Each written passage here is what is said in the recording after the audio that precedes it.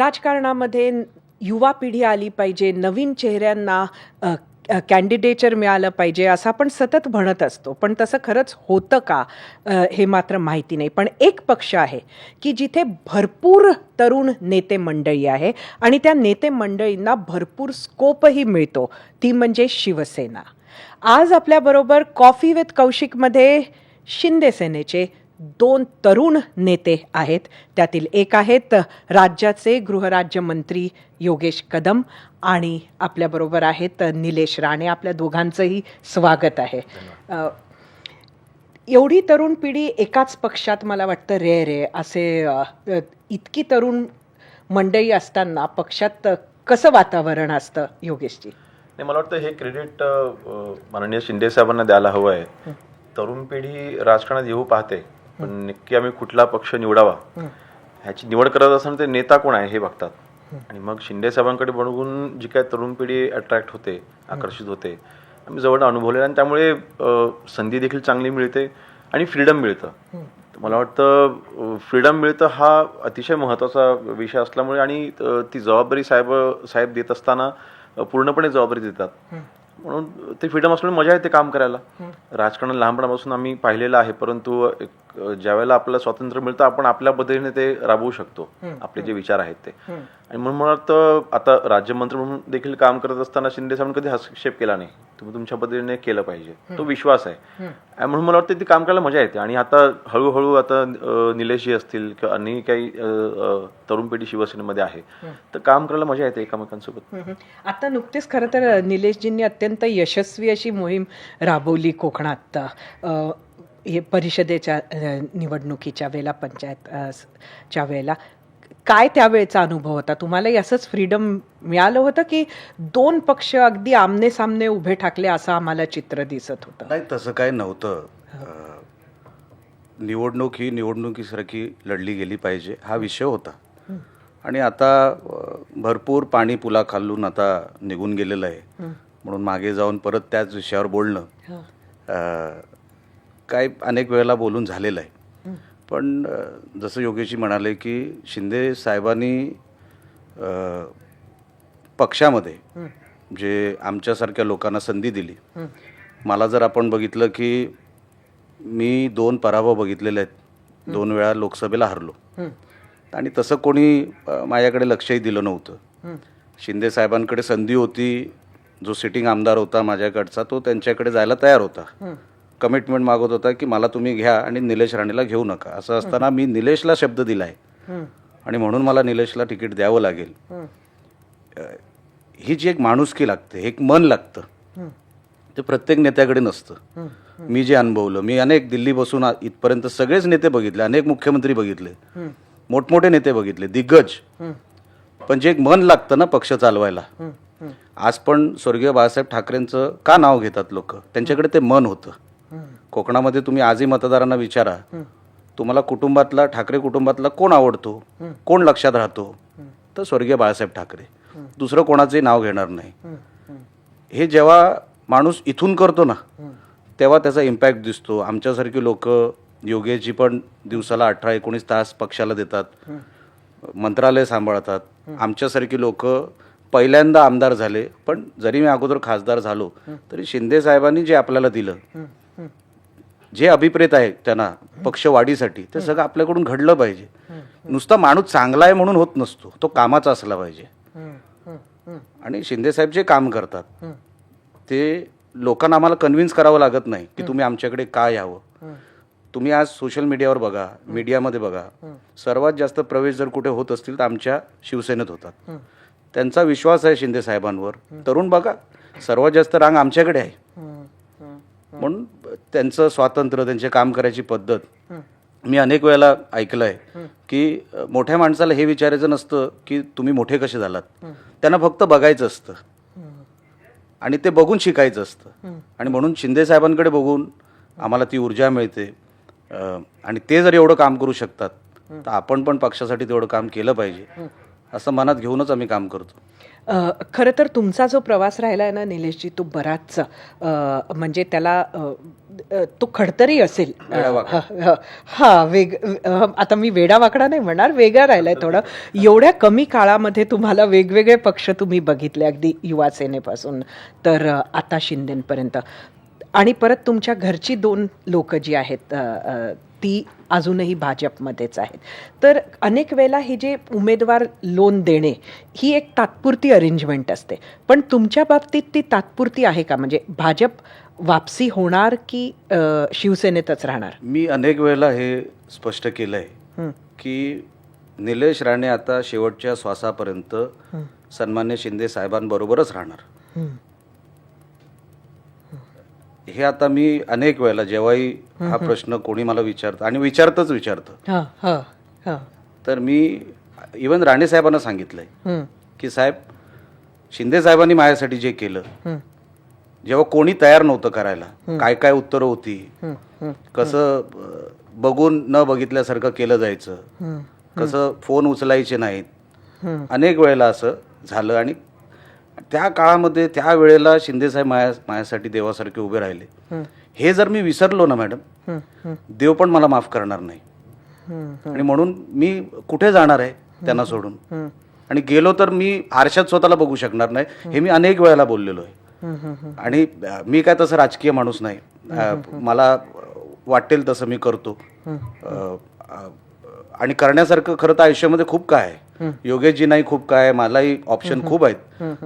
पण ज्या मातीने आम्हाला एवढं दिलं, ज्या कोकणाने आम्हाला एवढं दिलं, ज्या माणसाने आम्हाला एवढं दिलं, आयुष्याची सेकंड इनिंग माझी सुरू केली, त्यांना मी कधीच आयुष्यात म्हणजे असं सोडून दुसरीकडे जाणार तुम्ही हे नाही. जेव्हा तुमच्या वडिलांना सांगितलं असं म्हणता, तेव्हा त्यांची काय प्रतिक्रिया होती? आमच्या घरात फ्रीडम आहे, प्रत्येकाने आपापलं मत मांडायचं फ्रीडम आमच्या घरात आहे. साहेबांनी आत्ताच नाही तर कधीच आम्हाला तू असंच कर असं कधी सांगितलं नाही. म्हणून ते फ्रीडम आम्हाला तसं असल्यामुळे आम्ही आमची मतं मांडू शकतो. कधी चुकत गेली तर तुम्ही आम्हाला दाखवता येईल, आणि चांगलं गेलं तरी आपण दाखवता. म्हणून असं कुठलं हे नव्हतं की दडपण नव्हतं की साहेब काय म्हणतील, राणेसाहेब काय म्हणतील. तर अगदी कॉलेज जीवनापासून त्यांचं एकदम सरळ स्पष्ट आहे, तू चुकलास भरपाई तूच करायची. अच्छा. आणि ह्या बाबतीत नाही, ह्या बाबतीत तर शिंदे साहेबांच्या बाबतीत तर राणेसाहेब बोलले तुझं म्हणणं योग्य आहे. ज्या व्यक्तीने तुझ्यासाठी हे केलं त्यांच्या मागे तू 100% उभा राहिलाच पाहिजे, ह्याच्यामध्ये दुमत नाही. योगेशजी, काय आता महापालिकेची निवडणूक आहे, तुम्ही सकाळपासून संध्याकाळी पर्यंत अगदी बिझी असता असं कळतं. काय नक्की जबाबदारी आहे सध्या तुमच्याकडे? आम्ही सध्या तसं दुपारपासून पहाटेपर्यंत बिझी असतो. परंतु वातावरण हे प्रचंड पॉझिटिव्ह आहे. मी कालचं रात्रीचं उदाहरण देईल, आपण चर्चा करत असताना देखील त्याचं उदाहरण दिलं. 89 वॉर्ड आमचा राजू नाईक म्हणून अतिशय एक साधा कार्यकर्ता आमचा तिथं उमेदवार आहे, शाखा प्रमुख होता, आणि साहेबांनी त्याला तिकीट दिलंय. रात्री 12:30 पावणे 1 वाजता तिथल्या शाखेला साहेब व्हिजिट द्यायला तिथे गेले होते. मी साहेबांसोबत होतो. 12:30 पावणे 1 वाजता 750 ते 800 महिला तिथे रस्त्यावर साहेबांची वाट पाहत होत्या. आणि त्यांचा उत्साह आणि त्यांचं जे काही साहेबांच्या प्रती असलेलं अट्रॅक्शन आम्ही पाहिलं. आम्ही अनेक वर्ष राजकारणामध्ये आहोत, गर्दी जमते, परंतु जे काही हावभाव पाहायला मिळतात साहेबांच्या बाबतीत, शिंदे साहेबांच्या बाबतीत, ते आम्ही कुठेच अनुभवायला मिळत नाही, आजपर्यंत आम्ही कधी पाहिले नाही. म्हणून मुंबईमध्ये 100% बदल होणार. आणि ही सगळी मराठी माणसं होती, कोणी अमराठी नव्हते, काही असतीलच, परंतु सगळी मराठी माणसं तिथे होती. कलानगरचा एरिया, कुर्ला असेल, घाटकोपर असेल, हा संपूर्ण हा मराठी पट्टा आहे. इथला संपूर्ण मराठी जर का रस्त्यावरती 12:30-1 वाजता शिंदे साहेबांची वाट पाहत थांबू शकतो, 100% मुंबईमधल्या जनतेने ठरवलेलं आहे आम्हाला कोणाला मतदान करायचंय. पण एक असं सतत म्हटलं जातं की फक्त नेते मंडळी जे आहेत ते शिंदेबरोबर गेले, जो शिवसैनिक आहे तो मात्र उद्धव ठाकरेंबरोबरच आहे. नाही, बघा, मागच्या ज्या निवडणुका पाहिल्या, आता पण थोडं खरं कसं आहे, मुंबई हे कोकणाचं प्रतिबिंब आहे असं म्हणलं तर चुकीचं ठरणार नाही. आता कोकणाच्या ज्या निवडणुका झाल्या, आपण जर का मागच्या कोकणाच्याच कोकणातल्या आहोत, आणि कोकणाच्या स्थानिक स्वराज्य संस्थांच्या निवडणुका ज्या पाहिल्या तर म्हणजे प्रचंड मोठा प्रभाव हा मुंबईकरांचा असतो. कोकणावरती आजही मोठा प्रभाव हा मुंबईकरांचा आहे. सगळ्या निवडणुका आम्ही जिंकल्या ना, सगळे नगराध्यक्ष शिवसेनेच्या आणि युतीचे आले निवडून, रायगड, रत्नागिरी, सिंधुदुर्ग, आणि त्याचा 100% परिणाम हा मुंबईच्या निवडणुकीवरती देखील होणार. शिवसैनिक म्हणजे कोण? बाळासाहेबांच्या विचारांवरती प्रेरित झालेला म्हणजे शिवसैनिक आहे ना. आम्ही पण तेच आहोत ना. आम्ही पण लहानपणापासून शिवसेनाच पाहिले, दुसरा कुठलाच पक्ष नाही पाहिला. आमचे वडील असतील, आमच्या वडिलांनी देखील ज्या संघर्ष केला शिवसेनेमध्ये राहून केला. राणेसाहेब असतील, त्यांचा जन्म शिवसेनेमध्ये झाला. वंदनीय बाळासाहेबांवरती आजही ते विश्वास ठेवतात. मला अजूनही आठवते, राणेसाहेबांनी शिवसेना सोडली पण त्यांनी कधीच बाळासाहेबांवर त्यांनी टीका केली नाही. आमचं दैवत आहे, त्यांच्या विरोधामध्ये मी एक शब्द बोलू शकत नाही. हे शिवसैनिक आहेत, ते 100% आमच्या सोबत आहेत. आम्ही जे म्हणतो ना की विचाराचा वारसा, हे आम्ही बोलण्यापुरतं फक्त म्हणत नाही, हे जनतेने स्वीकारलं. हो, सुरुवातीच्या काळात असं झालं होतं, जेव्हा आम्ही शिंदे साहेबांसोबत गेलो, आमच्यापैकी काही शिवसैनिकांनी आम्हाला असं सांगितलं, नाही आम्ही उद्धव ठाकरे आम्ही सोडू शकत नाही, दापोलीत आम्ही तुम्हाला साथ देऊ पण आम्ही तुम्हाला मुंबईत साथ देणार नाही, असं सुरुवातीला झालं. पण नंतर जो 2.5 वर्षाचा शिंदे साहेबांचा प्रवास, त्या प्रवासामध्ये हेच सगळे शिवसैनिक जे आज निवडणुकीमध्ये उतरलेले आहेत, त्यांनी शिंदे साहेबांची बाजू स्वीकारली की नाही तुम्ही म्हणतात तेच ओके. आज ते सगळ्याच आमच्या सोबत आहेत. पण हा कुठला आहे? मुंबईमधला गिरगावचा पण आहे, हा मालाडचा पण आहे, हा विरारचा पण आहे, हा नालासोपाराचा पण आहे, हा जो पूर्ण कोकणी पट्टा आहे, हा संपूर्ण शिवसेनेवरती शिवसेनेने प्रभावित असलेला हा जो मराठी पट्टा आहे, सगळा माननीय शिंदे साहेबांसोबत आला. हाच तुमचाही अनुभव आहे का मुंबईचा? 100% तसा अनुभव आहेच. कारण का तुम्ही जर ग्राउंड रियालिटी बघाल, आज परिस्थिती, मी वरळी मतदारसंघाचं आपल्याला फक्त सांगतो, जिथे आदित्यजी फक्त 7,000 मतांनी निवडून आले. आज त्यांच्या खालोखाल जी काही संघटना म्हणून आपण म्हणतो, ती संघटना आज पूर्णपणे म्हणजे किमान 70-75% आता आमच्याकडे काम करते. ती डायव्हर्ट झाली किंवा प्रेरित झाली, आमच्याकडे आली आणि आता ती संघटना म्हणून काम करते. म्हणून रिझल्ट तुम्हाला उद्याच्या निवडणुकीला तसा दिसेल. शिवडीचं तसंच. त्यांचे जिथे आमदार आहेत त्याच फक्त मी तुम्हाला उदाहरण म्हणून तुम्हाला सांगितलं याच्यासाठी. हा एक त्यांचा एक प्रॉपगंडा आहे की खालचे शिवसैनिक आले नाहीत. खालचे शिवसैनिक म्हणजे काय? तुम्ही कधी भेटायला जायचात? उद्धवजी कधी भेटलेत? राजसाहेब कधी भेटलेत? म्हणजे तुम्ही विचार करा, त्यांचे कार्यकर्ते जेव्हा दुसऱ्या पक्षात जातात तेव्हा यांच्याबद्दल काय बोलतात. राजसाहेब म्हणजे त्यांच्या घरात खूप कुत्रे आहेत, तर ते कधी कधी लांब लांबून जिथून कार्यकर्ते येतात त्यांना गेटवर उभे ठेवतात आणि कुत्र्यांबरोबर खेळत असतात. ही नाराजी जी आहे ना, ही पण कधीतरी दाखवली पाहिजे, ही कधीतरी बाहेर आली पाहिजे. हा त्यांचा प्रॉपगंडा आहे की खालचा शिवसैनिक कुठे गेला, तो आमच्या बरोबर आहे. मग दाखवा. जसं आता योगेशजी बोलले की तुम्ही रिझल्ट बघा नगरपालिकेचा काय होता आणि त्या रिझल्टमध्ये काय झालं, धुवा उडाला, ह्यांचा सुपडा साफ झाला. म्हणजे कार्यकर्ते, म्हणजे मनसेनी तर उमेदवार पण उभे केले नाहीत ग्रामीण भागामध्ये, ते स्वतः आले देखील. नेते आले नाहीत तर बाकीचं सोडून द्या, पक्षप्रमुख आलेच नाहीत अनेक जिल्ह्यांमध्ये, म्हणजे त्यांनी प्रचारच केला नाही. मग ह्याच्यावरूनच आपल्याला लक्षात येतं की जिथे कोकणामध्ये तुम्हाला जिल्ह्यांमध्ये तुमचे कार्यकर्ते संपले, त्याचा इफेक्ट आपण मुंबईमध्ये पकडला. आता जी आम्ही ग्राउंड रियालिटी बघतोय त्याच्यामध्ये 100% ते सगळे डायव्हर्ट झालेले आहेत, प्रेरित झालेले आहेत. त्यांना कळलेलं आहे हे फक्त ठाकरे वापरून घेतात, फक्त खुर्च्या लावा, झेंडे फिरवा, घोषणा द्या, त्याच्या पलीकडे वापर होत नाही. कामं सांगितले तर कामं होत नाही. 2.5 वर्षामध्ये काय होतं, मुख्यमंत्री ते होते, त्याच्या अगोदर 5 वर्ष सत्तेमध्ये होते, 7.5 वर्ष युबीटी सरकारमध्ये असताना सुद्धा कार्यकर्ते पूर्ण रसातळाला गेले. ते कसे राहणार त्यांच्या बरोबर? त्यामुळे सत्तेत 2.5 वर्ष मुख्यमंत्री असताना आणि आदित्यजी कॅबिनेट मंत्री असताना ते एकदाही सेना भवनला आले नाहीत. शिवसेना भवन, शिवसेनेचं हेडक्वार्टर, शिवसेनेचं ते जे काय आपलं सगळी यंत्रणा तिथं हाताळतात, 2.5 वर्ष तिथे आली नाहीत. ते एकाही शाखेत गेले नाहीत. 2.5 वर्षामध्ये मुख्यमंत्री असताना उद्धव साहेब ठाकरे एकाही शाखेमध्ये गेले नाहीत किंवा आदित्यजी एकाही शाखेत गेले नाहीत मुंबईच्या. आणि ही अटॅचमेंट संपली. कार्यकर्त्यांना अप्रोच हवाय. शिंदे साहेब रात्री 3-3 वाजता भेटतात, एका शाखा प्रमुखाला भेटतात. आणि मला आश्चर्य असं वाटतं, मुंबईमधल्या असलेल्या जे काही प्रवेश झाले ते माजी नगरसेवक, शाखा प्रमुख, सगळ्यांना शिंदेसाहेब पर्सनल नावाने ओळखतात. काल पण मी ते पाहिलं, शिंदेसाहेब नावाने हाक मारतात रॅलीमध्ये देखील. साहेब वरती गाडीवरती होते, शाखा प्रमुख खाली होते, त्यांनी त्याला आवाजाने नावाने हाताने आवाज दिला त्याला. ही त्यांची पर्सनल अटॅचमेंट आहे. ही शिवसैनिकांना अपेक्षित आहे, जे बाळासाहेब करायचे. वंदनीय बाळासाहेब थेट शाखामुखाच्या घरी जायचे, अचानक भेट द्यायचे, दौरा आहे, चला शाखामुख कुठे राहतो रे, चल त्याच्या घरी जाऊया. ही अटॅचमेंट होती. ती अटॅचमेंट आता नाहीये असं 100% नाहीये, मातोश्रीवर. आपण मला वाटतं बरंच काम आदित्य ठाकरेंबरोबर केलंय. म्हणजे आता आपण यंग ब्रिगेडबद्दल बोलतोय म्हणून तिथे आदित्य ठाकरे आणि आता इथे तुम्ही लोक परत आहात, तर कसं तुम्ही ते कम्पेअर कराल? आजचा प्रचार, आजचा सगळे समोरचे चॅलेंजेस, तिथलं तरुण पिढी, इथली तरुण पिढी. ते कसं आहे, आदित्यजी ठीक आहे, त्याच्याकडे विजन आहे, मी नाही म्हणणार नाही. त्या व्यक्तीने ते प्रयत्न करतात, पण त्यांना फ्रीडम नाही आहे. कोणाचं प्रेशर आहे, काय प्रेशर आहे मला माहिती नाही, पण त्यांना निर्णय घ्यायचं फ्रीडम नाही आहे. जेव्हा माझ्यावरती अशी वेळ आली होती की माझ्याच मतदारसंघामधले मी ज्या उमेदवाराला पराभूत केलं त्याच उमेदवाराला जेव्हा पक्षाकडनं ताकद दिली जात होती, तर माझी अपेक्षा होती की त्यांनी मला साथ दिली पाहिजे, कारण मी त्यांचा सहकारी आहे. एक युवा सेनेपासून त्यांच्यासोबत मी आहे. पण त्यांनी त्याला निर्णय म्हणजे he did not put is foot down. त्यांनी असं सांगायला हवं ठामपणे की नाही, योगेशचा त्रास होता कामा नये. त्यांनी ते केलं नाही. त्यांची निर्णय घ्यायची एक तर त्यांना ते फ्रीडम नाही, आणि त्यांच्या जे काही आयडियाज आहेत त्या इम्प्लिमेंट करण्यामध्ये ते फक्त कॉर्पोरेट स्टाईलने जातात. ही त्यांची मोठी चूक आहे. आणि कार्यकर्त्यांना गृहीत धरणं तुम्ही नाही करू शकत. तुम्ही राजकारणामध्ये असताना आज 30 वर्षापूर्वी परिस्थिती वेगळी होती.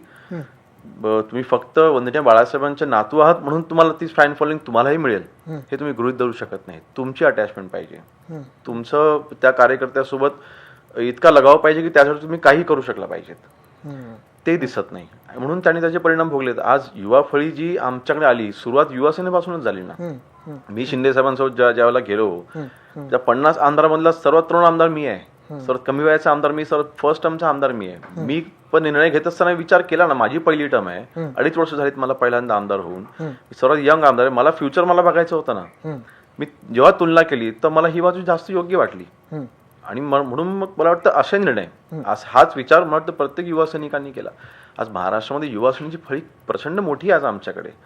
आणि युवा, आपली सुरुवातच मगाशी ती झाली, जे काही युवा वर्ग शिंदे साहेबांकडे अट्रॅक्ट झाला तो अप्रोचमुळे पहिल्यांदा झाला. आणि एक रिक्षावाला मुख्यमंत्री झालेला आहे, तरी सुद्धा ते रिक्षावाला असताना ते परिस्थिती विसरले नाहीत. ही शिंदे साहेबांची दुसरी मोठी बाजू. ते जे अट्रॅक्शन आणि ते जे त्यांचा अप्रोच आहे ना, ह्याने युवा वर्गाला 100% जिंकले. आणि युवासाठी ज्या काही गोष्टी आम्ही प्लॅन केल्या तो पण त्याच्यामध्ये मोठा भाग आहे. त्यामुळे मुंबईमध्ये 100% युवा वर्ग हा आमच्यासोबत आहे. एक अजून सतत जी चर्चेचा भाग आहे या निवडणुकीमध्ये खास निलेशजी, तो हा आहे की मराठीचा मुद्दा आणि मराठी विरुद्ध अमराठी हा एक मुद्दा आहे. आणि त्यात जो विरोधी पक्ष आहे, खास उद्धवजी आणि राजसाहेब यांचं सातत्यानं म्हणणं हे आहे की मुंबईला वेगळं केल्या जाईल, मुंबईला गुजरातमध्ये नेल्या जाईल, आणि मराठी विरुद्ध अमराठी, आणि त्यातच मुंबई कशी तोडली जाईल, म्हणजे सोन्याची कोंबडी आहे, कापल्या जाईल वगैरे अशा पद्धतीची बरीच वक्तव्य आहे. आणि त्याच्यावरच प्रचार मुंबईतला आधारित आहे. कसं आहे मॅडम, मी बघा, मी अनेक वर्षांपासून ठाकरेंची वर्किंग स्टाईल बघतोय. त्यांची कॅसेट अडकली आहे. ते बुद्धिमत्तेमध्ये कुठेही पुढे जात नाहीये, मधोमध अडकलेत. ते जुनी कॅसेट असायची बघा, ते मध्ये ते काय ते अडकायचं तर ते गाणंच बंद व्हायचं. त्यांचं ते अडकलंय. एकतर वाचन नाही, मुंबईबद्दलचं विजन नाही. बघा, डेव्हलपमेंटसाठी पण तुम्हाला एक विजन लागतं. आपण परदेशात जातो, लंडनला जातो, स्वित्झर्लंडला जातो, मॅनहॅटनला जातो, काय बघतो आपण तिकडे? चर्चा कुठली आहे? ही चर्चा आहे का? अच्छा, कोण मुंबईला तोडू शकतं? कोणाची हिंमत आहे? तुमच्या सोयीच्या राजकारणासाठी तुम्ही हे बोलू नका. तुम्हाला लंडनला जाताना गुजराती चालतात, तुम्ही माहिती काढा. ठक्कर असतो की नाही? मित्र सगळे गुजराती. अच्छा, तो साऊंड अँड शॅकवाला तो कोण आहे, गुजराती आहे, तो साहेबांच्या घराकडेच असतो. उद्धवजींचे सगळे मित्र काढा. लंडनला बिलं भरायला तुम्हाला गुजराती मारवाडी चालतो, आणि जेव्हा विषय येतो मुंबईचा तेव्हा तुम्हाला गुजराती मारवाडी नको. अच्छा, तो एक विषय झाला. दुसरा विषय आला की तुमचा मुंबईच्या बद्दल विचार काय? तुम्ही ते ब्लूप्रिंट वगैरे आता बोलत राहू नका. तुमच्या शब्दांनी पण ते दिसलं पाहिजे. तुमच्या शब्दांनी ते उतरलं पाहिजे की बघा, मला मुंबईसाठी हे सगळं आम्ही केलं. 25 वर्ष तुम्ही राज्य केलं मुंबईवर. अनेक आफ्रिकन देशांचा जो बजेट नाही आहे ना, तो एकटा मुंबईचा आहे. मग काय केलं तुम्ही? 25 वर्ष तुम्ही मुंबईला काय दिलं हे पण मुंबईकर बघतोय ना. तुम्ही सांगणार मराठी माणूस मग बदलापूरला कसा गेला, कल्याण डोंबिवलीला का शिफ्ट झाला, कुठल्या बिल्डरांनी हे केलं, त्रास दिला. आज पण SRA मध्ये सर्वात जास्त मराठी माणूस इथे अडकलाय. BDD चाळीत आम्ही परवा गेलो, 630 कुटुंब आहेत काहीतरी. त्या 630 कुटुंबाला तुम्ही न्याय देऊ शकलात नाही. असे अनेक कुटुंब आहेत मराठी माणसाचे, सगळे मराठी आहेत तिकडे. BDD चाळीमध्ये जिथे आम्ही गेलो होतो, जिजामाता नगर वगैरे वगैरे. मग तिकडचा मराठी माणूस एवढ्या हलाक्याच्या परिस्थितीत का राहतो? तुम्ही त्याला तिथेच ठेवला. तुमचे मातोश्री 1-2 झाले, कृष्णकुंज झाले, चला ठीक आहे, तुम्हाला ते तेवढं तुमचं डेव्हलपमेंट झालं, तेवढं तुम्ही स्वतःला पुढे नेलं. तसं मराठी माणसाला पण पुढे न्यायला पाहिजे होतं ना. मराठी माणूस गेला, फेकला गेला कुठल्या कुठे, आणि हे पुढे गेले. हा जो दुटप्पीपणा आहे ना, हा आता लोकांना मराठी माणसाला कळलेला आहे. हे सगळं होत असताना झोपडपट्ट्या का वाढल्या? 43% झोपडपट्ट्या आहेत मुंबईमध्ये. कोणामुळे वाढल्या? 25 वर्ष तुमचंच राज्य होतं ना. BST बसेस, हे मी म्हणत नाही, ते राव आहेत ना, शशांक राव, ते आता युनियन चालवतात. सर्वात मोठी BSTची युनियन ते चालवतात. विचारा त्यांना, 2019 ते 2022 मध्ये जे करार झाले ते सगळे कॉन्ट्रॅक्च्युअल झाले. जर जर BST मध्ये जर कधी प्रॉब्लेम झाला, स्ट्राईक झाली, एकही बस तुम्हाला रस्त्यावर दिसणार नाही स्वतःच्या मालकीची. सगळे कॉन्ट्रॅक्टवर आहेत. कॉन्ट्रॅक्ट साईन कधी झाले? 2019 ते 22.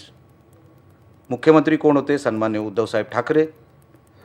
आज जर काय प्रॉब्लेम झाला, तुम्ही BST रसातळाला नेली, BMCचा सगळा तुम्ही निधी इकडे तिकडे वळवला. अच्छा, दुसरं एक, BMCमध्ये 4 किंवा 5च कॉन्ट्रॅक्टर आहेत, गुजराती मारवाडी. तिथे मराठी माणूस नाही आठवला. जेव्हा तुमची सोय होत नाही तेव्हा तुम्हाला मराठी माणूस आठवतो, तेव्हा तुम्हाला छत्रपती शिवाजी महाराज आठवणार, तेव्हा तुम्हाला हिंदुत्व आठवणार. पण जिथे मराठी माणसाचं नुकसान झालेलं आहे ते दुरुस्त तुम्ही नाही करणार. तुम्ही अजेंडा म्हणून त्यांना वापरणार. जेव्हा मराठी माणूस कामाला येतो ना, तेव्हा खरं तुमची माणुसकी दिसायला पाहिजे होती. तेव्हा आज मला सांगा, नगरविकास खातं आमच्याकडे, म्हणजे आमच्या सरकारमध्ये सन्मान्य शिंदे साहेबांकडे, मुख्यमंत्री सन्मान्य फडणवीस साहेब. हे जे कोस्टल रोड करतात ना मॅडम, कोस्टल रोड जेव्हा भूमिपूजन केलं उद्धवसाहेब ठाकरेंनी, पण मुख्यमंत्री होते सन्मान्य फडणवीस साहेब. त्यांच्या मनाचा मोठेपणा आहे की नाही उद्धवजींना भूमिपूजन करू द्या. त्यांनी ते चोरून तिकडे ते हे केलं. बघा, ते शासकीय असतो तो कार्यक्रम. उद्धवजी कुठल्याही प्रशासकीय पदावर नव्हते किंवा शासकीय पदावर नव्हते, तरी मनाचा मोठेपणा फडणवीस साहेबांनी दाखवला की करू दे, मी दुसरा नाही करणार. आणि आज सांगतात कोस्टल रोड आमचा आहे. आणि त्याला जोडून त्यावेळेस मला आठवत आहे, शेवटी तो प्रकल्प हा राबवत असताना तो महानगरपालिकेला करू द्या हे उद्धवजीने सांगितलं. आता हा प्रोजेक्ट राज्य सरकारने करणं अपेक्षित होतं, मोठा प्रोजेक्ट होता, पण ते महानगरपालिकेला करू द्या हे उद्धव ठाकरेंची मागणी होती. आणि ती फडणवीस साहेबांनी त्यावेळेला मान्य केली. सगळ्या परमिशन फडणवीस साहेबांनी आणल्या सुप्रीम कोर्टापासून. ह्यांना कशाला हवे तर मग महानगरपालिकेकडे, कारण त्यांना कोस्टलचा कंट्रोल मागडे राहिला पाहिजे म्हणून. तिथले टेंडर मध्ये सब कॉन्ट्रॅक्ट, सगळी यादी मोठी आहे, कोण कोण लोक सगळी होती तिथे त्यावेळेस सुरुवातीला. म्हणून वाटतं ह्याच्यावर लक्षात येतं की तुमची टेंडन्सी काय आहे ती. खरं तर एकंदरीत मुंबईबद्दल आपण बोलत होतो, तर मुंबईचा मतदार हा भावनिक आहे असं सांगितलं जात आहे. आणि जरी आपण हे सगळे विषय मांडत असलात तरी मतदानाच्या वेळेला तो भावनिकच आहे. आणि बाळासाहेबांचे जे वंशज आहे तिथं तो वळेल असं पण एक बघा मॅडम, कसं आहे, अण्णा हजारेंचं आंदोलन तुम्हाला आठवत असेल. अण्णा हजारे गांधीजी झाले दिल्लीमध्ये, मुंबईमध्ये फेल झाले. ते मुंबईला आले आंदोलन करायला, त्यांचा दुसरा टप्पा. हे नॉन पॉलिटिकल शहर आहे मॅडम, हे तसं इमोशनली ड्रिव्हन नाही. दिल्लीमध्ये अण्णा हजारे साहेब हे सक्सेसफुल झाले, मुंबईमध्ये त्यांचं आंदोलन त्याचं शेवटच होतं. मुंबईकर सगळं बघत असतो, त्याला सगळं दिसतंय, कोण कोण आपला वापर करतोय, कोण समाजामध्ये धर्मामध्ये तेढ निर्माण करायचा प्रयत्न करतो, हे सगळं दिसतंय ना मुंबई. आणि सर्वात हुशार माणसं इकडे राहतात. म्हणजे सगळं सर्टिफिकेटच मुंबई देतं, हुशारीचं, फायनान्सचं, सगळे सर्टिफिकेट मुंबईतून मिळतात देशभरासाठी. म्हणून असं कुठे कोणाला वाटू नये की हा इमोशनली नंतर ठाकरेंकडे वळेल. ते दिवस गेले. जर त्यांनी काहीतरी दिलं असतं आणि सांगितलं असतं हे आम्ही दिलं, तर मुंबईकर बोलला असता अरे वा वा आपण एक संधी देऊ. पण आता आम्ही महायुती म्हणून सांगतोय की हे आम्ही दिलं आणि म्हणून तुम्ही आम्हाला मतदान करा, हे आम्ही सांगतो आणि हे आम्ही पुढे देऊ, असा विषय आहे. आणि त्यांनी तो प्रयत्न केला की असं भावनिक आवाहन केलं, नाही हे आता सगळं जाणार आहे भाजपमध्येच, हे सगळे जास्त आता पक्ष सोडणार आहेत, धनुष्यबाण चिन्ह ह्यांच्याकडनं परत जाणार आहे, मग हे कमळवते आता निवडणूक लढवतील, हे का ते सांगत राहिले? कारण त्यांना माहिती होतं की त्यांच्याशी असली इमोशनल अटॅचमेंट जर का तुटली आणि जर का ह्यांच्यासोबत सगळे जोडले गेले, मग आमच्यासोबत परत कोणी येणार नाही. जसं कालांतराने क्लिअर होत गेलं, अरे हे तर भाजपत जाणारच नाही, हे शिवसेनेमध्येच आहेत, त्यानंतर आमची ताकद वाढली. म्हणजे सुरुवातीला म्हटलं ना, 2.5 वर्षापूर्वी शिंदेसाहेबांच्या मुख्यमंत्रीच्या काळामध्ये सुरुवातीला हा नक्कीच विषय होता, पण तो नंतर टिकला नाही, कारण त्यांचा अजेंडा टिकला नाही. लोकांना चित्र स्पष्ट झालं की नाही, ह्यांची भूमिका ही योग्य आहे आणि हे शिवसेना म्हणूनच हे आहेत, हे भाजप सोबत जरी सत्तेमध्ये आम्ही गेलेलो असलो तरी सुद्धा भाजपमध्ये विलीन होणार नाही. एक अजून मुद्दा म्हणजे मुंबईच्या अनुषंगानं सतत खान वर्सेस बाण सुरू आहे, पण तिथे शिवसेनेनं परळीमध्ये MIM बरोबर गट स्थापन केलेला आहे. नक्की काय आहे? म्हणजे हे जे सगळं राजकारण आहे योगेशजी, हे कसं आहे? म्हणजे मुंबईत ते सोयीचं आहे खान वर्सेस बाण म्हणून आपण तो अजेंडा घ्यायचा, परळीमध्ये सत्ता येऊ शकते म्हणून MIM बरोबर जायचं, काय आहे पॉलिसी? मला वाटतं परळी हे एकच उदाहरण घेऊन चालणार नाही. आज बघा, शेवटी मुस्लिमांच्या बाबतीमध्ये जर का एक भूमिका जर का आपण जर का पाहिली, आता आम्ही कोकणाचं उदाहरण घेतो, माझ्याकडे खेडची निवडणूक झाली, 6 नगरसेवक मुस्लिम आहेत जे धनुष्यबाणावरती निवडून आलेले आहेत. आता 92चा एक वॉर्ड आहे सलीम शेख म्हणून, ज्यांच्यावरती परवा हल्ला झाला, MIMचे नगरसेवक होते, त्यांनी शिवसेनेमध्ये त्यांनी जाहीर प्रवेश केला. बघा, आमची भूमिका स्पष्ट आहे, जे देशद्रोही आहेत आम्ही त्यांच्या विरोधामध्ये आहोत. जे भारतामध्ये राहून, जे मुंबईमध्ये राहून मुंबईला मानतात, आपल्या संविधानाला मानतात, ते आमच्या सोबत आहेत ना, आणि त्यांचं नेहमी स्वागतच असणार आहे. तिथे आमची भूमिका बदलायचा कुठेही प्रश्न उद्भवत नाही. म्हणजे पर से MIM ला तुमचा विरोध नाही? MIM ला 100%, त्यांच्या विचारसरणीला 100% आमचा विरोध आहे. त्यांची विचारसरणी आमच्याशी जुळू शकत नाही. ते ज्या पद्धतीने कट्टर वागतात, त्या भूमिकेशी आम्ही कधीच सहमत होऊ शकत नाही. MIM आणि शिवसेना कधी एकत्र पण मग तरी परळीत तुम्ही एकत्र नाही, आलात. मी तुम्हाला एक सांगतो योगेशजी, 1 मिनिट फक्त तुम्हाला थांबवतो. आज सकाळी ह्याच विषयावर पत्रकार परिषद झाली, म्हणजे एक मुद्दा त्याच्यात हाही होता. मी तिथे स्पष्टपणे सांगितलं, कुठलाही गट स्थापन झालेला अजून नाही. कोणीतरी एक टूंग काढली की हे समर्थन देतात. आमचे तिकडे 2 आहेत, राष्ट्रवादीचे 16 आहेत आणि मग वगैरे वगैरे असं सगळं आहे. अजून गट जर स्थापन झाला असेल आणि त्यांनी स्थानिक पातळीवर जर तिकडे पाठिंबा दिला असेल, काही गडबड स्थानिक पातळीवर पण होते. जर स्थानिक पातळीवर झाला असेल, MIM ला जर तुम्ही त्या गटात घेतला असेल, तर तो गट रजिस्टर होतो कलेक्टरकडे.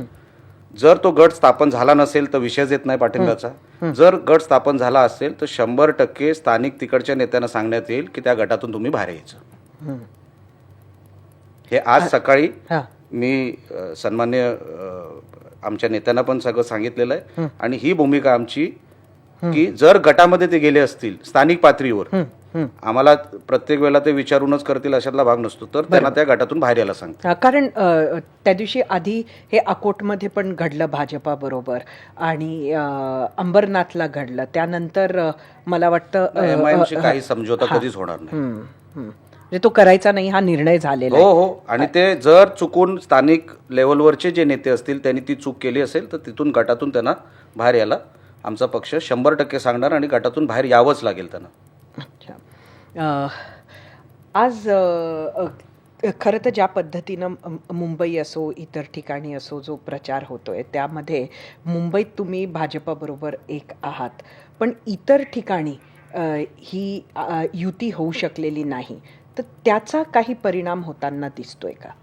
नाही, असं जरुरी नाही. आता ग्रामीण भागातल्या ज्या निवडणुका झाल्या नगरपंचायतच्या आणि नगर परिषदांच्या, तर बऱ्याच ठिकाणी शिवसेना भाजपसोबत होती, काही ठिकाणी सोबत नव्हती. ही तिथली स्थानिक ही समीकरणं आहेत. बघा, अगदी मला वैयक्तिक जर काय विचारायला गेलं तर मी फार प्रॅक्टिकल व्यक्ती आहे आणि पक्ष म्हणून प्रत्येकजण आपापला पक्ष वाढवायचा प्रयत्न करत असतो. त्यामुळे तिथे कुठेही कटुता फक्त येणार नाही, एवढंच फक्त पाहावं लागेल. पण रोज गणेश नाईक काहीतरी एकनाथ शिंदेबद्दल बोलतात आहेत.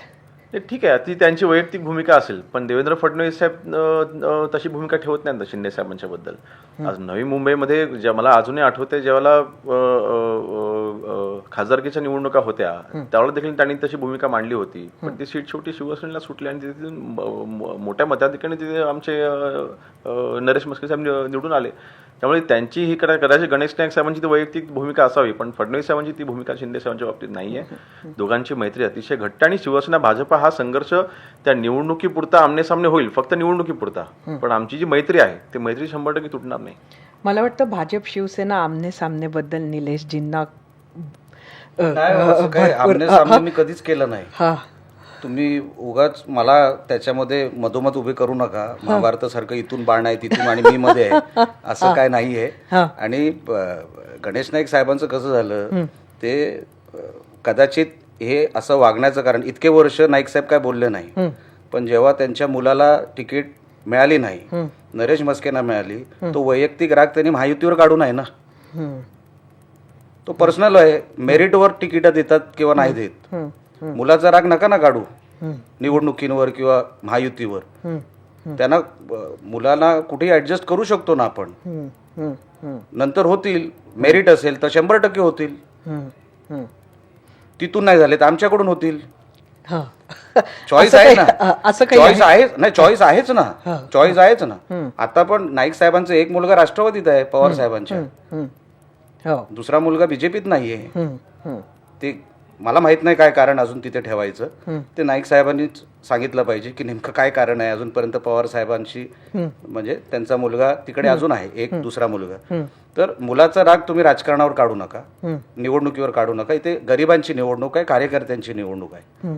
तुम्ही नको तो राग नको तिकडे काढाल आणि आमच्या नेत्यांना टार्गेट कराल, मग एका मर्यादेनंतर मग आम्हाला पण काहीतरी बोलावं लागेल. आम्ही नाईक साहेबांचा आदर करतो अतिशय. मी भेटल्यावर मी पाया पण पडतो त्यांच्या. मी कशाला खोटं बोलू, कारण का संजीव नाईक माझ्याबरोबर खासदार होते 2009 ते 2014. आम्ही पडलो एकत्र आणि निवडून आलोही एकत्र. म्हणून माझे चांगले मित्र आहेत, माझ्या भावासारखे आहेत ते. नाईक साहेबांबद्दल नितांत आदर आहे, पण राग कुठला कुठे काढायचा असतो एवढ्या सिनियर माणसाला माझ्यासारखा माणूस सांगू नये ना. हा फक्त तो पर्सनल विषय आहे जे ते राजकारणात काढतात. नरेश म्हस्केला तिकीट का मिळाली? मेरिटमुळे मिळाली. तुमच्या मुलाला नाही मिळाली तर नाही मिळाली, परत कुठेतरी प्रयत्न करा, मिळू शकते ना. आत्ताच जसं योगेशजी म्हणाले की निवडणुकीनंतर हे म्हणजे जे काही महायुतीत आत्ता होतंय इतर ठिकाणी मुंबई सोडून, ते निवडणुकीपुरते नंतर सगळं ऑलवेल होणारच आहे. तसं तुमचं ऑलवेल झालंय का कोकणात? आमचं ऑलवेलच होतं मॅडम, सगळं ऑलवेलच होतं. म्हणजे जे आम्ही बघितलं ते ऑलवेल होतं. कसं होतं, निवडणूक आणि संबंध हे वेगवेगळे आहेत. मला माझ्या सिच्युएशनमध्ये जे दिसलं ते मी केलं. आता त्यामध्ये तसं करायला हवं होतं का तुम्ही? म्हणजे काय नको करायला? म्हणजे तुम्ही जी ती रेड अशी नव्हती ती. रेड अशी नव्हती. मला एका विषयाचा पाठलाग, मला जी काय खबर आली त्याचा विषयाचा मी पाठलाग केला. हे घर आहे, ठीक आहे, हे घर आहे, ठीक आहे. मी मीडियावाल्यांना बोलवलं, आरोना बोलवलं, निवडणूक आयोगाच्या सिनियर पीआयला बोलवलं मालवणच्या, आणि सांगितलं की हे चाललंय इकडे. मी मॅडम स्वबळावर होतो. मग साम दाम दंडभेद ज्या काही गोष्टी आम्हाला शिकवल्या गेल्या त्या सगळ्या आम्ही करणार. माझा कोणावरही विरोध नाही. अच्छा, ते झाल्यानंतर ते सगळे भारतीय जनता पक्ष म्हणजे आमचं कुटुंबच आहे ना. ते भेटले ना मला सगळे निवडणुकीनंतर. आम्ही परवा रॅली केली एकत्र. आमच्या कुटुंबाचाच भाग आहेत ते सगळे. पण निवडणुकीला जर तुम्ही मला एकटं पाडलं किंवा एकटा मी जे काही निवडणूक लढत होतो पार्टीच्या माध्यमातून तिकडे म्हणजे स्थानिक लेवलवर, तर त्या स्थानिक लेवलवर मला काही स्टँड घ्यावे लागले. त्याचा अर्थ मी चव्हाण साहेबांच्या विरोधात आहे किंवा मी भारतीय जनता पक्षाच्या विरोधात आहे किंवा मी कोणाच्या माझ्या सहकाऱ्यांच्या विरोधात आहे, अजिबात नाही. मी चव्हाण साहेबांना भेटलो पण त्यानंतर. ती भेट आम्ही पाहिली, पण हे आधी होऊ शकत नव्हतं का? आधी ते म्हणजे आधी त्यांनी मला बोलवलं असतं तर मी 100% गेलो असतो. जर आधी बोलवलं असतं तर. नंतर मी वेळ मागितली. मी निवडणुकीच्या वेळेला पण बोलत होतो की मला चव्हाण साहेब बोलवतील, फडणवीस साहेब बोलवतील, मी कधी आजही जायला तयार आहे. मी हे निवडणुकीच्या काळात पण बोलत होतो. म्हणून माझ्या मनात तसं काही नव्हतं. मी तर माझं कुटुंबच समजतो आजही. तुम्ही दोघंही म्हणजे तुमचे वडील हे शिवसेनेत बाळासाहेबांबरोबर काम करून राहिले आहेत आणि महाराष्ट्राचे मोठे नेते आहेत दोन्ही. तुम्ही भाईंकडनं काय शिकलात किंवा ते तुम्हाला काय सल्ला देतात? बऱ्याच गोष्टी आहेत. त्यांची सर्वात प्रमुख गोष्ट म्हणजे कमिटमेंट. आणि आपल्या राजकारणामध्ये आलो की तुम्ही जनतेचे झालात, मग तुम्ही बाकी सगळं विसरून गेलं पाहिजे आणि तुमची कमिटमेंट 100% पाहिजे. तिथे तुम्ही कुठे कॉम्प्रोमाइज करता कामा नये. आणि अप्रोच म्हणजे आजही मी माझा मोबाईल नंबर एकच आहे, म्हणजे बायकोलाही तोच नंबर आहे आणि शाखाप्रमुखालाही तोच नंबर आहे, वेगळा नंबर नाही. म्हणजे हा अप्रोच ठेवला पाहिजे. आपण कनेक्ट राहिलं पाहिजे. मतदारसंघही आपण कुटुंब म्हणून आपण वावरलं पाहिजे. ही पर्सनल म्हणजे जुन्या लोकांची गोष्टच वेगळी होती. राणेसाहेब असतील, रामदास भाई असतील, ह्या सगळ्यांची जी कमिटमेंट जी होती ना ती फार वेगळी आहे. ते खूप शिकण्यासारखं आहे आणि म्हणून मला वाटतं त्यांच्याकडे जी शिकवण मिळाली तीच मिळाली की कमिटमेंट ठेवा. आपण काय शिकलात? साहेबांची एक डिसिजन मेकिंग पॉवर आहे. ते जागेवर ऑन स्पॉट कुठल्याही विषयाचा निकाल डिसिजन देऊ शकतात. मला असं वाटतं कुठेही, जसं मी अगोदर पण बोललो की फक्त माणूस चांगला असून होत नसतं, त्याला निकाल द्यावा लागतो, रिझल्ट द्यावा लागतो. रिझल्ट ओरिएंटेड काम असलं पाहिजे.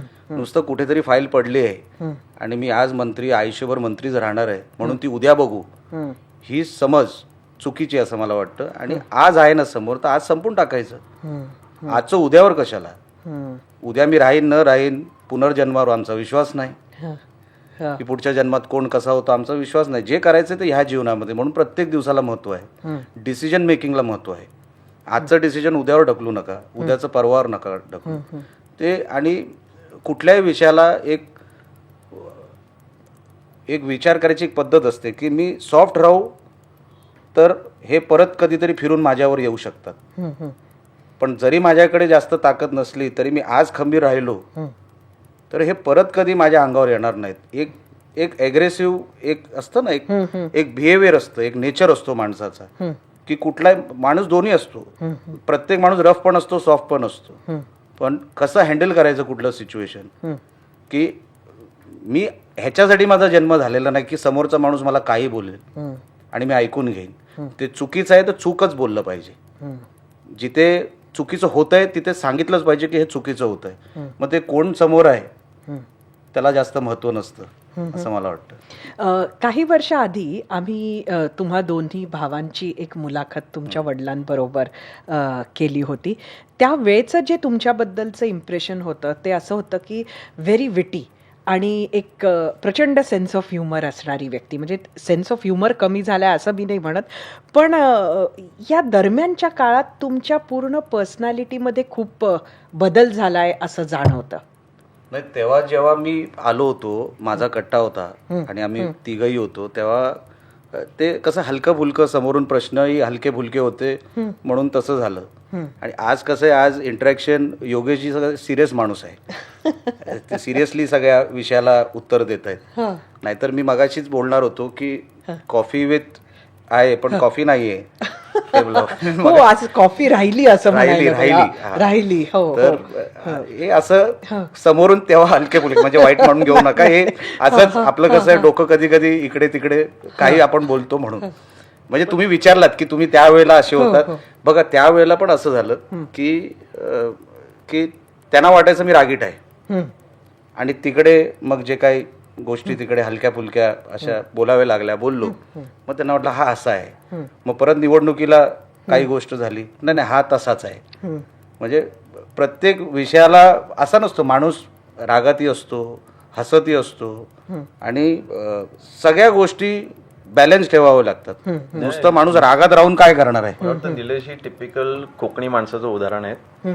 ते फणसासारखे आहेत, ते बाहेरनं कडक काटेरी पण आतनं अतिशय नरम आहे. मी पण अनुभवलं. कुठे काटे आमची तशी ओळख ही आता जेव्हा निलेशी आमदार झाल्याच्या नंतर विधिमंडळामध्ये आम्ही भेटल्याच्या नंतर आमची तशी जास्त जवळीक आली. त्यांच्या मतदारसंघामध्ये मी काही शासकीय दौऱ्याच्या निमित्ताने गेलो होतो.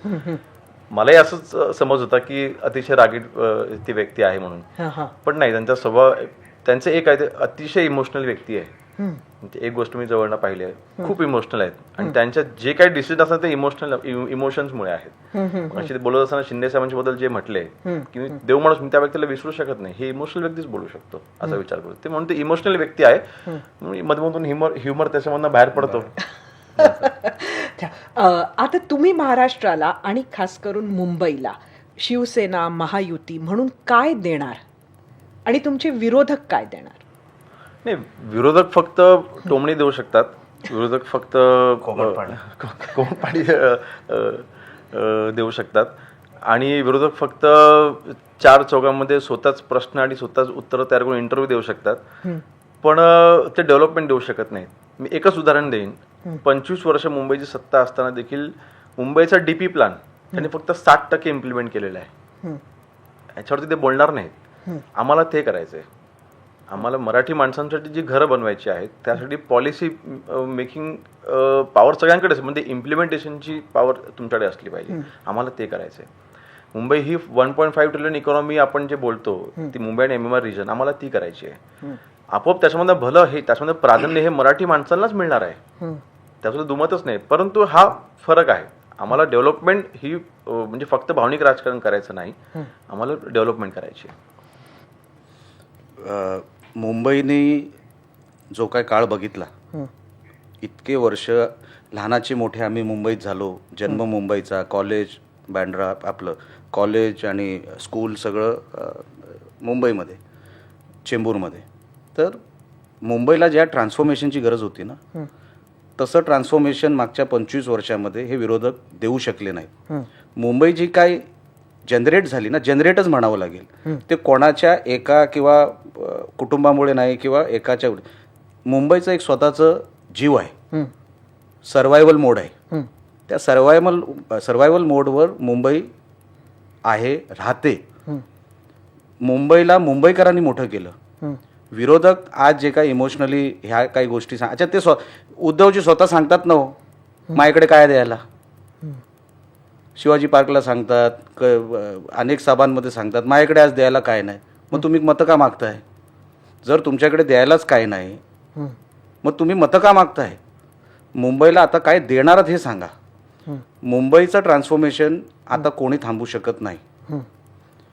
जो रोड मॅप आहे, आपला अजेंडा हा प्रोग्रेसिव्ह असला पाहिजे की पुढे काय, 21व्या शतकातलं काय. आता मी अनेक वेळेला उदाहरण देतो, जो ब्रिटिशर आला आपल्याकडे ना, जो तेव्हाचं विक्टोरिया टर्मिनस आणि आताचं CST स्टेशन, तेव्हाही 18 प्लॅटफॉर्म होते, आजही 18 प्लॅटफॉर्म आहेत.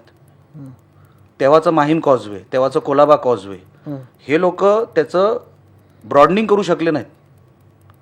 आता समुद्राची पातळी मुंबईमध्ये थोडी वर असल्यामुळे आपल्याला तो सगळा मुंबईमध्ये पाणी भरतं वगैरे वगैरे, आपल्याला दरवर्षी ते सगळं सामना करावा लागतो. कारण का मुंबई शहराची जर आपण जिओग्राफिकली बघितलं तर मुंबई शहर थोडं खाली आहे आणि समुद्राची पातळी कधी वाढली तर कॉजवे परत ते पाणी समुद्रात फेकू शकणार नाही, अशी एक स्थिती झाली आहे. 25 वर्ष तुम्हाला कळली नाही की तुम्ही जे ब्रिटिशर बांधून गेले ते कॉजवे तुम्हाला ब्रॉड करता आले नाहीत. मग समुद्रामध्ये परत पाणी जाण्यासाठी तुम्ही काय सोय केली मुंबईची? हा झाला. आणि शिक्षणाचं, जसं तुम्हाला BSTचं अगोदर शिक्षणाचं आम्ही डिजिटायझेशन केलं. काय केलं नेमकं सांगा तरी. मराठी शाळा कुठे आहेत दाखवा तरी. मी मुंबईत राहून मॅडम मला अजूनपर्यंत मराठी शाळा दिसली नाही, म्हणजे अशी जी व्यवस्थित आहे, डिजिटायझेशन झालेलं आहे, अशी दिसली नाही. जे झालं ना ट्रान्सफॉर्मेशन मुंबईचं, ते मुंबईकरांमुळे, त्या स्पिरिटमुळे झालं, कुठल्याही कुटुंबामुळे झालेलं नाही. आम्हाला जे मुंबईला द्यायचं आहे ते जसं मेट्रो झाली, एक आपण कसं जीवनमान जगलं पाहिजे, आपण फायनान्शियल कॅपिटलमध्ये आहोत, ती व्यवस्था तशी राहिली पाहिजे. ती व्यवस्था राहावी त्यासाठी ज्या काही गोष्टी जोडून द्याव्या लागतात ना. आपण म्हणतो टुरिझमला तुम्ही कोकणात या, पण टुरिझमला जर मी बेसिक इन्फ्रास्ट्रक्चर देऊ शकलो नाही तर लोक काय येतील टुरिस्ट म्हणून तिकडे. तसंच मुंबईचं आहे, फायनान्शियल कॅपिटल जर आपण आहोत तर मुंबईला तसं बेसिक इन्फ्रास्ट्रक्चर दिलं पाहिजे. हे सत्य देतात, हा प्रोजेक्ट थांबव, ते थांबव, मेट्रो येऊ देऊ नको, मग कांजूरला घेऊन जा, मग कारशेड एकीकडे घेऊन जा. काय चाललंय?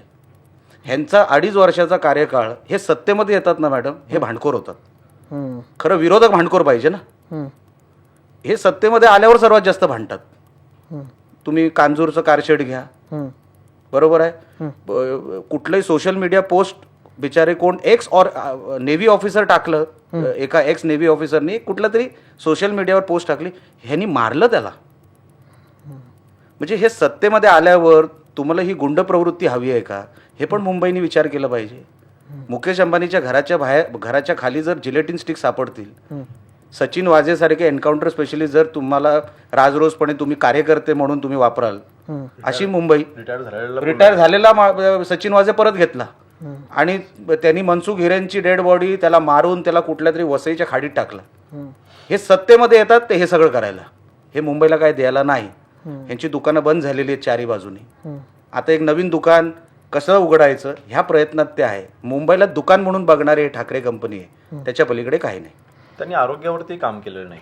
मुंबईमध्ये आज जे हॉस्पिटल्स आहेत त्याची स्थिती बघा. महाराष्ट्रामधला माणूस हा मुंबईमध्ये ट्रीटमेंट घेण्याकरता येतो. एक साधं तुम्ही कॅन्सरचं हॉस्पिटल उघडू शकला नाही.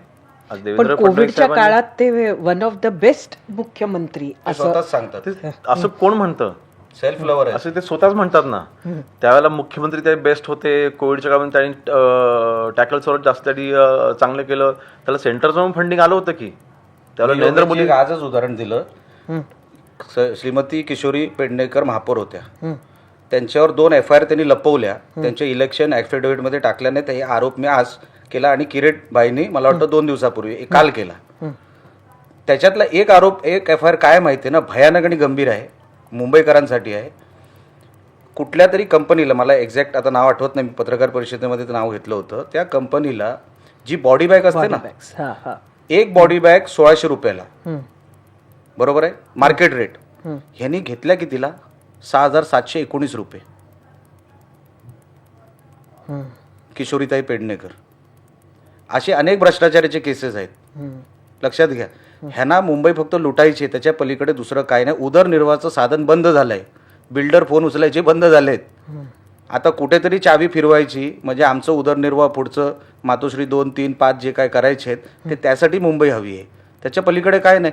टीका करायला आम्हाला आवडत नाही मॅडम, कारण का आम्ही डेव्हलपमेंटला आम्ही पुढे घेऊन जाणारी लोक आहोत.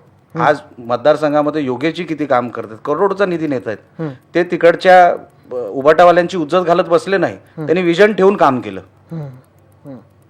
ते आज जिथे तो मतदारसंघ पूर्वीचा आणि आत्ताचा त्याच्यामध्ये जमीन आसमान फरक आहे. तो योगेशजी करतायत, आमच्यासारखी लोक ते प्रयत्न करतायत. आम्हाला कुठे ह्यांच्यासारखं भांडायचं आहे. त्याचा परिणाम 21-0 माझ्याकडे. मग एकही नगरसेवक निवडून आणता आलं नाही. ते उद्धव ठाकरेंनी स्वतः येऊन सभा घेतली ज्या खेडमध्ये, त्या खेडमध्ये आज त्यांचा 0 नगरसेवक निवडून आले. त्यांचा एकही नगरसेवक नाही थोड्याशा निकालामध्ये. जनतेने साथ, डेव्हलपमेंट हवी आहे. त्यांना भांडणं बघायची नाहीये, त्यांना इमोशनल हे गोष्टीमध्ये काही रस नाहीये. नेक्स्ट जनरेशन जे आहे ना आमचे, आणि जे 20 ते 40 मधला जो तरुण आहे त्यांना डेव्हलपमेंट हवी आहे. त्यांचं म्हणणं आहे की तुम्ही प्रचंड पैसा ओतता निवडणुकीमध्ये आणि पैशाच्या जोरावर निवडणूक जिंकून आणताय, आणि तेच त्या बिनविरोध पॅटर्न मध्ये सुद्धा आहे असा आरोप होतोय. मला वाटतं म्हणजे आता मी जी निवडणूक जिंकलो, मला 1,25,000 मतं मिळाली. मी 1,25,000 लोकांनी मतं पैसेच खाल्ले का? असं होत नाही. मतं तुम्ही प्रॅक्टिकली जरी विचार केला, समजा काही मतं काही लोकांनी विकत घेतली, पण अख्खे गावाच्या गाव, घरच्या घर, व्यक्तीच्या व्यक्ती तुम्हाला विकत घेता येत नाही. हे बोलण्यासाठी ठीक आहे, परंतु हे प्रॅक्टिकली शक्य देखील नाही. आणि हे आज ते विरोधामध्ये आहेत म्हणून ते म्हणतायत. मग त्या ज्यावेळेला मग लोकसभेला का मी माघार घेतली, किंवा तुम्ही का एक पाऊल पुढे गेले होते. तुम्ही जो काही अजेंडा सेट केलात, जे काय तुम्ही खोटा प्रोपगंडा सेट केलात, त्याच्यामुळे आम्हाला एक पाऊल मागे यावं लागलं होतं. त्यावेळेला काय नाही घडलं.